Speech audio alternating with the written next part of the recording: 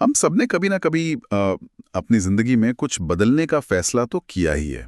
मतलब शायद नए साल पर कोई बड़ा सा रेजोल्यूशन लिया हो, या फिर फिटनेस का कोई कड़ा रूटीन शुरू किया हो। हाँ बिल्कुल, या फिर ये तय किया हो कि बस अब से तो रोज एक किताब पढ़नी ही है। शुरुआत में तो बहुत जोश रहता है, बहुत ज्यादा। लेकिन कुछ ही हफ्तों में वो सारा का सारा जोश ठंडा पड़ जाता है और हम वापस अपनी उसी पुरानी दिनचर्या और आदतों पर लौट आते हैं। सही बात है। तो आज की इस डीप डाइव में हम ठीक इसी उलझन को सुलझाने वाले हैं। आज हमारे पास जो नोट्स और जो जानकारी है वो जेम्स क्लियर की बेहद चर्चित और प्रभावशाली किताब एटॉमिक हैबिट्स पर आधारित है, जो कि अपने आप में एक मास्टरपीस है। बिल्कुल। और आज हमारा ये जो मिशन है वो बहुत स्पष्ट है। हमें ये समझना है कि कैसे छोटे छोटे लेकिन लगातार किए गए काम जीवन में इतने बड़े और स्थायी बदलाव ला सकते हैं जिनकी हम अक्सर कल्पना भी नहीं करते। और सबसे बड़ी बात, इस विस्तृत चर्चा के जरिए हम ये साबित करेंगे कि जब हम अपनी आदतें बदलने में असफल होते हैं तो उसका कारण हमारी प्रेरणा या मोटिवेशन की कमी नहीं होती, बिल्कुल नहीं होती, बल्कि हमारे काम करने के तरीके, हमारी प्रणालियां या जो हमारे सिस्टम्स होते हैं वो जिम्मेदार होते हैं। चलिए इसे थोड़ा विस्तार से समझते हैं, क्योंकि हम अक्सर इस जानकारी के भारी बोझ तले दब जाते हैं कि हमें खुद को बस रातों रात बदलना है, रातों रात कोई बड़ा चमत्कार करना है। हाँ बिल्कुल, हमें बड़े बड़े लक्ष्य हासिल करने हैं। लेकिन आज की हमारी ये चर्चा एक बिल्कुल अलग और बहुत ही व्यावहारिक रास्ता दिखाती है। और यहाँ सबसे दिलचस्प बात यह है कि जेम्स क्लियर का ये जो नजरिया है वो उस पारंपरिक सोच पर सीधा प्रहार करता है जो हमें बचपन से सिखाई गई है कि बड़ी सफलता के लिए बड़े कदम उठाने पड़ते हैं। एग्जैक्टली ये किताब हमें बताती है कि ज्ञान तभी मूल्यवान है जब उसे सिर्फ पढ़ा ना जाए बल्कि समझा जाए और जीवन में लागू किया जाए। इस भागदौड़ भरी दुनिया में जहां हर कोई रातों रात करोड़पति बनने या फिर एक ही महीने में वजन कम करने के शॉर्टकट खोज रहा है, हाँ शॉर्टकट खोज रहा है, तो ये चर्चा हमें रुक कर अपनी रोजमर्रा की छोटी छोटी आदतों का विश्लेषण करने के लिए प्रेरित करती है। सफलता किसी एक बड़े या नाटकीय कदम का नतीजा नहीं होती है, बल्कि ये इस बात पर निर्भर करती है कि हमारी रोज की आदतें किस दिशा में काम कर रही हैं। सही बात है। और इसकी शुरुआत तो इस विषय के शीर्षक से ही हो जाती है। एटॉमिक शब्द अपने आप में बहुत गहरा है, बहुत ज्यादा। जब हम एटम या परमाणु के बारे में सोचते हैं तो हमारे दिमाग में किसी भी चीज की सबसे छोटी इकाई का विचार आता है, सबसे छोटा हिस्सा। हाँ, लेकिन जेम्स क्लियर इस बात पर जोर देते हैं कि एटॉमिक का मतलब सिर्फ छोटा नहीं है। मतलब एक एटम जितना छोटा होता है उसमें ऊर्जा भी उतनी ही असीमित होती है। बिल्कुल। एटॉमिक का अर्थ अत्यंत शक्तिशाली भी है। ठीक वैसे ही जैसे छोटे छोटे परमाणु मिलकर पूरे ब्रह्मांड का निर्माण करते हैं, हमारी छोटी छोटी दैनिक आदतें हमारी सफलता, हमारे स्वास्थ्य, ज्ञान और पूरी जीवन शैली की नींव रखती हैं। बिल्कुल। और इस बात को अगर हम डेटा और गणितीय विश्लेषण के नजरिए से देखें तो ये लॉजिक और भी ज्यादा स्पष्ट हो जाता है। लेखक ने 1% सुधार के कंपाउंडिंग प्रभाव का बहुत ही शानदार तरीके से जिक्र किया है। हाँ, वो 1% वाला नियम। जी, अगर हम गणित के हिसाब से देखें तो यदि कोई व्यक्ति प्रतिदिन अपने अंदर केवल 1% का सुधार करता है तो कंपाउंडिंग के कारण 1 साल बाद वो व्यक्ति पहले के मुकाबले लगभग 37 गुना बेहतर हो जाता है। बाप रे! ये कोई मामूली आंकड़ा नहीं है, 37 गुना सुधार। वहीं दूसरी ओर इसका नकारात्मक पहलू भी उतना ही सच है। वो कैसे? यदि रोज 1% की गिरावट आती है, यानी अगर कोई व्यक्ति रोज थोड़ी सी लापरवाही करता है तो 1 साल में प्रगति लगभग 0 के करीब पहुंच जाती है। ये 37 गुना वाला आंकड़ा सच में दिमाग को झकझोर देने वाला है। लेकिन एक सवाल उठता है, मतलब सुनने में तो ये 1% बहुत छोटा लगता है। मान लीजिए दिन का सिर्फ 15 मिनट कोई नया काम करना, क्या वाकई 15 मिनट से इतना फर्क पड़ेगा? क्योंकि हम अक्सर सोचते हैं कि बदलाव तुरंत दिखना चाहिए। हाँ, इंसान का स्वभाव है ये। मान लीजिए कि आज कोई व्यक्ति जिम जाकर खूब पसीना बहाता है, तो अगले दिन आईने में उसका शरीर तुरंत बदला हुआ तो नहीं दिखेगा। बिल्कुल नहीं दिखेगा। या आज कोई सलाद खा ले तो कल उसका वजन कम नहीं हो जाएगा। और मुझे लगता है इसी वजह से लोग अक्सर इन छोटी आदतों को कुछ ही दिन में छोड़ देते हैं। और यही वो बिंदु है जहां लोग सबसे बड़ी गलती करते हैं। लेखक इसे निराशा की घाटी कहते हैं। निराशा की घाटी। हाँ, वैली ऑफ डिसअपॉइंटमेंट। जब हम कोई नई आदत शुरू करते हैं तो हम उम्मीद करते हैं कि परिणाम एक सीधी रेखा में मिलेंगे, मतलब जितनी मेहनत उतना तुरंत फल। लेकिन असल में ऐसा होता नहीं है। बिल्कुल नहीं। असल में परिणाम कंपाउंडिंग की तरह काम करते हैं। शुरुआत में कुछ खास बदलाव नहीं दिखता और फिर अचानक एक दिन बड़ा परिणाम सामने आता है। जैसे बैंक में चक्रवृद्धि ब्याज। एग्जैक्टली। इसकी तुलना बैंक खाते में मिलने वाले कंपाउंड इंटरेस्ट से की जा सकती है। जैसे पैसा समय के साथ धीरे धीरे बढ़ता है और फिर अचानक छलांग लगाता है, वैसे ही आदतें भी लगातार दोहराए जाने पर असाधारण परिणाम देती हैं।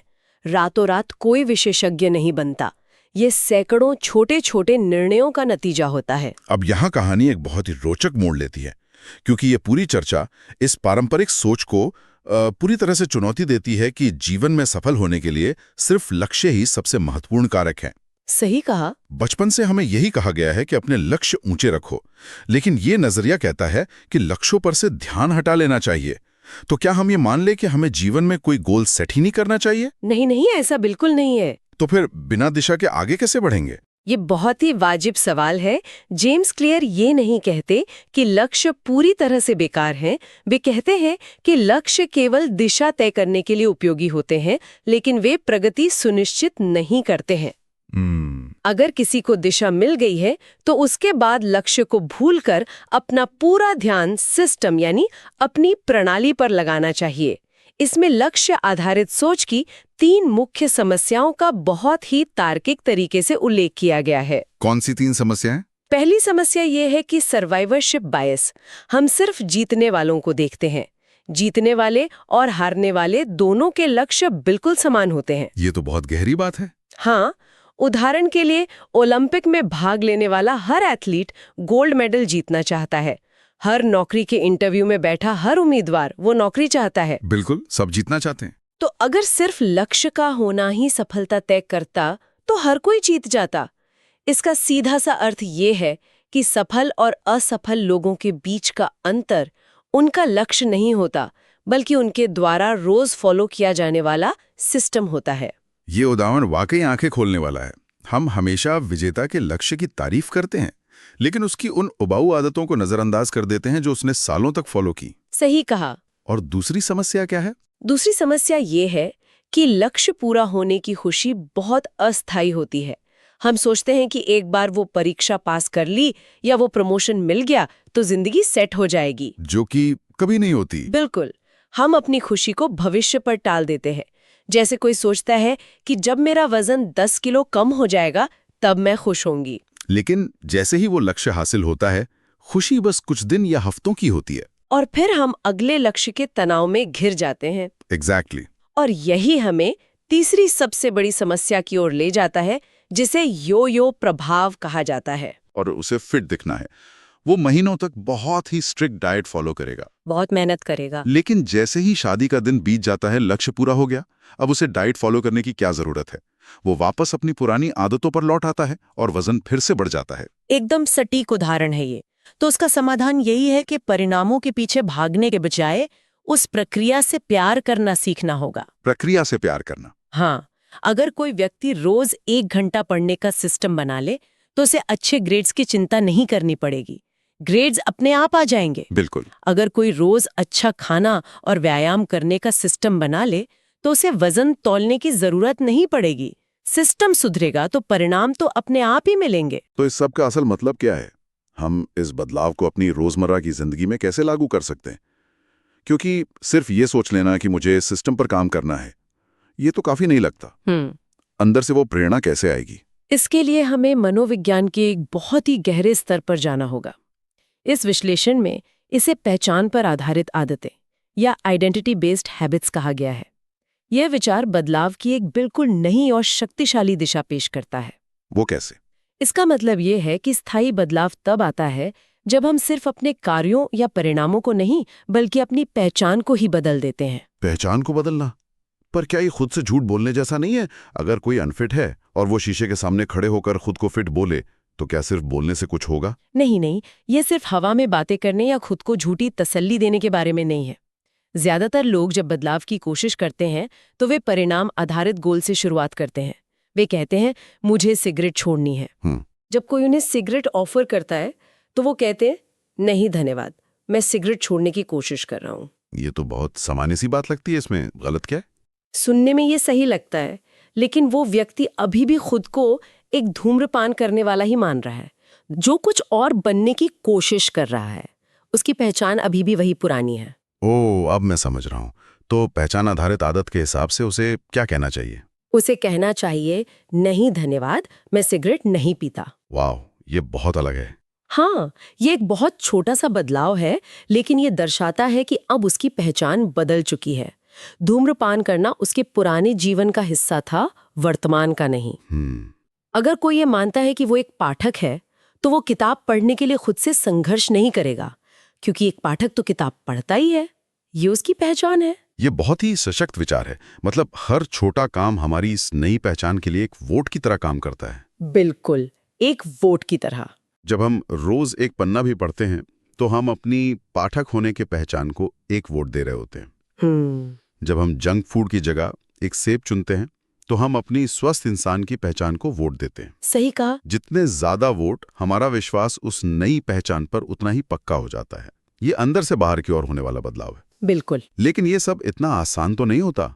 हमारा दिमाग पुरानी आदतों से बहुत मजबूती से चिपका रहता है। इसे बदलने के लिए हमें यह समझना होगा कि आखिर हमारा दिमाग आदतें बनाता कैसे है। और ये कैसे होता है? इसे समझने के लिए द हैबिट लूप को समझना बहुत जरूरी है। तो ये हैबिट लूप असल में काम कैसे करता है? जेम्स क्लियर के अनुसार दुनिया की कोई भी आदत एक 4 चरणीय पैटर्न का पालन करती है। ये 4 चरण हैं: संकेत, लालसा, प्रतिक्रिया और इनाम। क्यू, क्रेविंग, रिस्पॉन्स और रिवॉर्ड। जी, जब हम इस लूप को समझ लेते हैं तो ये स्पष्ट हो जाता है कि आदतें क्यों बनती हैं और उन्हें कैसे तोड़ा या नया बनाया जा सकता है। चलिए इसे एक ऐसे उदाहरण से समझते हैं जो आज के समय में हम सब के लिए बहुत आम है। हमारे मोबाइल फोन और सोशल मीडिया की आदत। मान लीजिए फोन वाइब्रेट होता है या उसकी स्क्रीन की लाइट जलती है। ये क्या है? ये पहला चरण है, संकेत। इस संकेत ने आपके दिमाग को ट्रिगर किया कि कुछ नया हुआ है। जैसे ही वो संकेत मिलता है, दूसरा चरण शुरू होता है, लालसा। लेकिन लालसा किस चीज की? क्या उस मैसेज की लालसा? नहीं, असल लालसा उस मैसेज की नहीं होती, बल्कि उस डोपामीन हिट की होती है, जो ये जानने की उत्सुकता से मिलता है कि किसने क्या लिखा होगा। अच्छा। शायद किसी ने फोटो लाइक की हो, शायद कोई जरूरी ईमेल हो। वो उत्सुकता, वो लालसा ही वो असली प्रेरणा है जो व्यक्ति को कुछ करने के लिए धकेलती है। और उस लालसा को शांत करने के लिए हम जो काम करते हैं वो है प्रतिक्रिया, यानी फोन उठाना, उसे अनलॉक करना और स्क्रीन को चेक करना। एग्जैक्टली। और अंत में आता है इनाम। जब कोई वो मैसेज पढ़ लेता है या नोटिफिकेशन देख लेता है तो दिमाग को एक तरह की संतुष्टि मिलती है, भले ही वो मैसेज किसी काम का ना हो। ये संतुष्टि इस आदत को पक्का कर देती है और दिमाग को ये सिखाती है कि अगली बार जब फोन वाइब्रेट हो तो यही प्रक्रिया दोहरानी है। और ये सब कुछ सेकंड्स में हो जाता है। हाँ, ये लूप दिन भर में अनगिनत बार दोहराया जाता है और हमें एहसास तक नहीं होता कि हमारा दिमाग किस तरह से प्रोग्राम हो रहा है। ये लूप वाकई में हमें ये सोचने पर मजबूर करता है कि हम अपने ही दिमाग के बनाए चक्कर में कैसे कठपुतलियों की तरह घूमते रहते हैं। बिल्कुल। लेकिन इस जानकारी का हम फायदा कैसे उठाएं? हम इस लूप को अपने पक्ष में कैसे काम करवा सकते हैं? यहीं पर व्यवहार परिवर्तन के 4 नियम सामने आते हैं। ये 4 नियम इसी हैबिट लूप पर आधारित है और बहुत ही व्यवहारिक हैं। तो अगर हम कोई अच्छी आदत डालना चाहते हैं तो हमें क्या करना होगा? हमें इन 4 नियमों को लागू करना होगा। पहला नियम उस पहले चरण यानी संकेत से जुड़ा है। नियम 1 है, इसे स्पष्ट बनाएं। इसे स्पष्ट बनाएं। इसका मतलब हुआ कि अपने वातावरण को इस तरह से डिजाइन करना कि सही काम करने के संकेत बिल्कुल आंखों के सामने हों। बिल्कुल। अगर कोई ज्यादा पानी पीना चाहता है तो उसे एक बड़ी सी पानी की बोतल अपनी डेस्क पर कीबोर्ड के ठीक बगल में रख देनी चाहिए। हाँ। या अगर गिटार बजाना सीखना है तो गिटार को अलमारी में बंद करके रखने के बजाय लिविंग रूम के बीचों बीच स्टैंड पर रखना चाहिए। जो चीज आंखों के सामने होगी, दिमाग उसके लिए ज्यादा जल्दी प्रतिक्रिया देगा। बिल्कुल सही। अब आते हैं दूसरे नियम पर, इसे आकर्षक बनाएं। इंसान का स्वभाव है कि वो उन चीजों की ओर खिंचता है जो उसे आनंद देती हैं। इसके लिए एक बहुत ही शानदार तकनीक बताई गई है जिसे हैबिट स्टैकिंग कहा गया है। Habit stacking? हाँ। यानी एक आदत के ऊपर दूसरी आदत रखना। हाँ, इसका मतलब है अपनी किसी नई आदत को अपनी किसी पुरानी मजबूती से स्थापित आदत के साथ जोड़ देना। कोई उदाहरण? जैसे सुबह कॉफी पीना एक ऐसी आदत है जो कई लोग बिना सोचे रोज करते हैं। अगर कोई ध्यान करने की नई आदत डालना चाहता है तो वो ये तय कर सकता है कि अपनी सुबह की कॉफी का कप रखने के तुरंत बाद में 1 मिनट के लिए ध्यान करूंगा। तो पुरानी आदत नई आदत के लिए एक ट्रिगर बन जाती है। बिल्कुल। इस तरह पुरानी आदत नई आदत के लिए एक प्राकृतिक संकेत बन जाती है। ओके, तो मैंने किताब अपनी डेस्क पर रख दी, मैंने इसे स्पष्ट बना दिया, मैंने तय कर लिया कि मैं कॉफी पीने के तुरंत बाद पढ़ूंगा, मैंने इसे आकर्षक भी बना दिया। जी। लेकिन मान लीजिए फिर भी मुझे आलस आ रहा है, मेरा मन कर रहा है कि छोड़ो यार, आज नहीं करते। इस मानसिक रुकावट को कैसे दूर करें? और ये हमें तीसरे नियम तक ले जाता है, जो शायद इस पूरी चर्चा का सबसे ज्यादा राहत देने वाला हिस्सा है। इसे आसान बनाएं। आसान बनाएं। अक्सर हम शुरुआत में ही इतने बड़े लक्ष्य रख लेते हैं कि वो पहाड़ जैसे लगने लगते हैं। जैसे लोग कहते हैं मैं रोज 5 किलोमीटर दौड़ूंगा, जो कि बहुत मुश्किल है। हाँ, यहाँ पर 2 मिनट का नियम सबसे कारगर साबित होता है। 2 मिनट का नियम।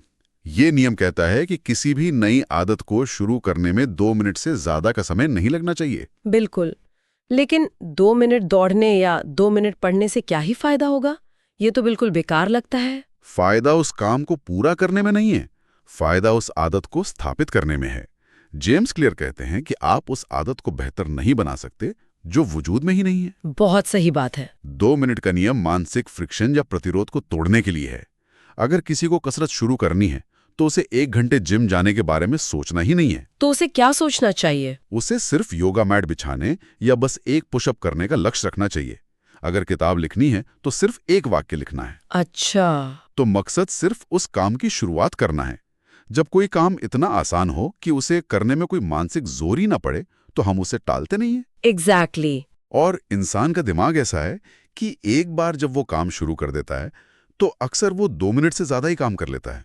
एक बार योगा मैट बिछ गई तो इंसान सोचता है कि चलो 1-2 स्ट्रेच भी कर ही लेते हैं। बिल्कुल, मोमेंटम अपने आप बन जाता है। अब आते हैं चौथे और आखिरी नियम पर। इसे संतोषजनक बनाएं।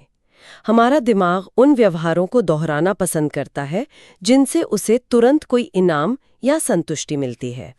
बुरी आदतों के साथ समस्या ये है कि उनका इनाम तुरंत मिलता है, जैसे जंक फूड खाने का स्वाद, लेकिन नुकसान बाद में होता है। और अच्छी आदतों के साथ उल्टा होता है। हाँ, अच्छी आदतों का इनाम बाद में मिलता है, जैसे फिटनेस, लेकिन शुरुआत में दर्द होता है। तो हम अच्छी आदतों को तुरंत संतोषजनक कैसे बना सकते हैं? इसके लिए आदतों को ट्रैक करना या हैबिट ट्रैकिंग बहुत काम आता है। दीवार पर एक कैलेंडर लगा लें और जिस दिन आप अपनी आदत पूरी करें उस दिन एक बड़ा सा लाल क्रॉस लगा दें। जब आप लगातार कई दिनों तक क्रॉस लगाते हैं तो एक चेन या श्रृंखला बन जाती है। उस चेन को टूटते हुए न देखना ही अपने आप में एक बड़ा गेम और इनाम बन जाता है। वो दृश्य प्रगति बहुत संतुष्टि देती है। ये चारों नियम नई और अच्छी आदतें बनाने के लिए तो बेहतरीन है, लेकिन हमारी जिंदगी में बहुत सी ऐसी बुरी आदतें भी होती हैं जिनसे हम पीछा छुड़ाना चाहते हैं। बिल्कुल। जैसे फोन पर घंटों रील स्क्रॉल करना या जंक फूड खाना। क्या इन्हीं नियमों का इस्तेमाल बुरी आदतें छोड़ने के लिए भी किया जा सकता है? हाँ, बिल्कुल किया जा सकता है। बुरी आदतें छोड़ने के लिए बस इन चारों नियमों को उल्टा कर देना है, यानी रिवर्स कर देना है। वो कैसे? पहले नियम का उल्टा है, इसे अदृश्य बनाएं। अगर फोन ज्यादा देखने की आदत है तो काम करते समय फोन को दूसरे कमरे में रख दें या दराज में बंद कर दें। संकेत ही नहीं होगा तो लालसा कम होगी। और दूसरे नियम का उल्टा हुआ, इसे अनाकर्षक बनाएं। यानी उस बुरी आदत के नुकसान के बारे में खुद को बार बार याद दिलाना। सही कहा।